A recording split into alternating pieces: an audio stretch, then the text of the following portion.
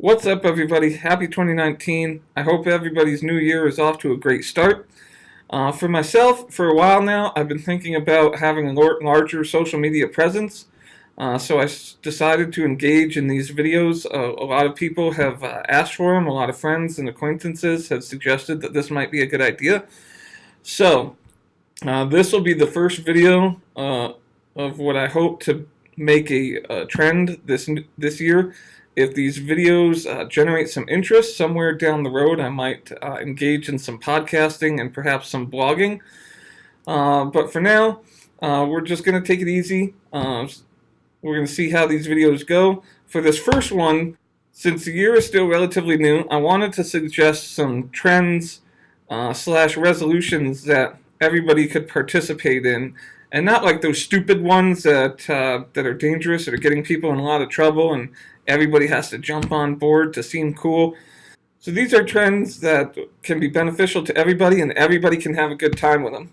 The first one is bringing back handwritten communication. One of my favorite things from childhood was receiving letters in the mail. We live in a world nowadays where everything is pretty much instant. You can communicate. People don't really communicate via emails. It's mostly text. And a lot of times, you're lucky to get a text back from people at all. Some of my best friends that I've had throughout my life have been the greatest pen pals. That's because there's a great joy in receiving something that somebody handcrafted just for you. It's far too easy in the world that we live in to just send a text message or a Facebook Messenger. And while we're on the topic of Facebook, I think it has kind of ruined a lot of social experiences.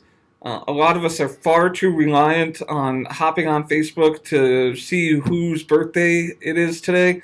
For myself, I personally try to make it a habit to engage people on their birthday if they're important enough to me. So close friends and family, I try to at least give them a phone call.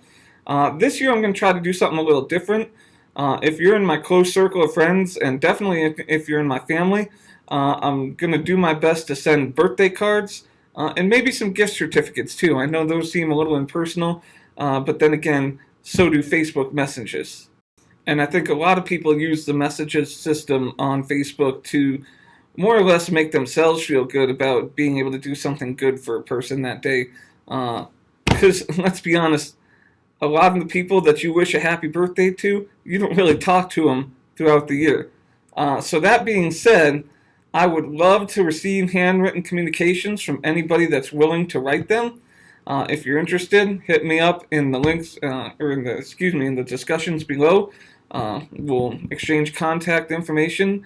And on the other hand, I'd love to write them. So if you're interested in any type of pen pal situation, again, leave me a comment in the comment section below, and we'll figure something out.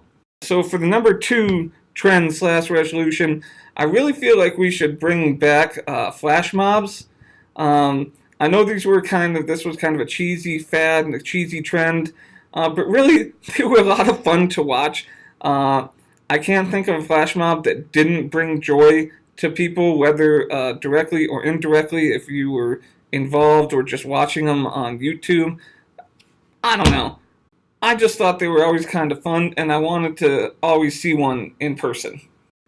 Number 3, learn something new from a friend.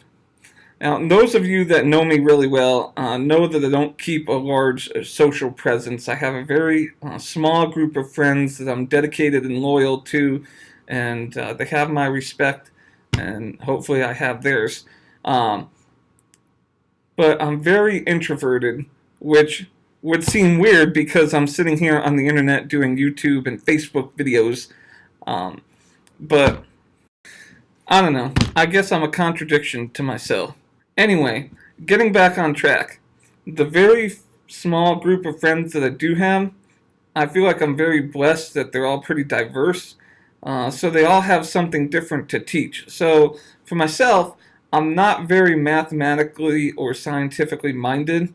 So if I struggle in those areas, I can reach out to my friends that have that kind of mindset and learn something from them if I have a question. The last election here in Iron County, there were a couple measures on the ballot that pertain directly to teachers and the school system. Great for me that I have a friend here, or a couple friends that are teachers, so it was very easy for me to reach out, learn something from them regarding how it is to be a teacher and what resources they might need. Since I'm more of a hands-on learner, the best examples, though, are when I learn something from my friends firsthand. So a great example of this would be, even though I grew up in a pretty rural area and we had farming in the town where I grew up, it was mostly agricultural. Out here in Iron County and Cedar City, most of the farming, if people farm, is livestock. Fortunately for me, I've made friends with a couple people out here that tend to animals and do livestock, and I've even been invited to one friend's farm at one point to learn what it was like to tend to cows. So that was a very interesting experience. Or better yet, I know that being a little older may seem to put me at a disadvantage for learning new communication skills and social communication skills, especially when it pertains to the internet. But fortunately, I have a lot of younger friends, one in particular who makes her living doing social marketing. So for any questions that I might have that I can't understand, for example, I still don't understand Twitter, but I'm on it, I'm learning. So never let age or gender or any of these other things that people use as a mental block, don't use it in a mental block. Make the friends, learn something from them. Everybody has something to teach. Number 4, speak your mind. Now I know this one is a little bit more self-serving and could be used positively as well as negatively. After all, people don't always want to hear the truth, especially if it's something that might sting. But I say, tell the truth, especially if it's something that you think that the people close to you should hear. I think they'll respect you more for it in the long run. Or how about better yet, when the truth is something positive, it should definitely be something that should be heard. People should know what's on your mind, but it should be done in a delicate manner. Unfortunately, we live in a time where messages are often wrapped in bureaucracy. Trust me, if somebody out there has something that they think they need to talk to me about, then I definitely want to hear it. Or better yet, I'd love to know what my favorite football team is really doing. Instead of people sugarcoating things all the time to keep everybody happy, don't sugarcoat things. Speak your mind. And finally, number 5, what good could possibly come of this? Now, I know that doesn't seem like a bit of advice, but hear me out. When I was at advanced individual training in the military, I was fooling around with a couple other soldiers. And right before I was about to do something questionable, one of the other soldiers stopped me and asked me to think about what good could possibly come of this. Now, it seems like such a simple piece of advice, and I'm sure I'd heard it in other forms and variations throughout my life, but it's something that really struck me and kind of stuck with me. It's something that I try to ask myself every time I'm making not only a major decision, but a challenging one. Again, it's a simple question that really hit me at the time, especially since I didn't have a good answer to the question. So it's a good piece of advice. Use it liberally.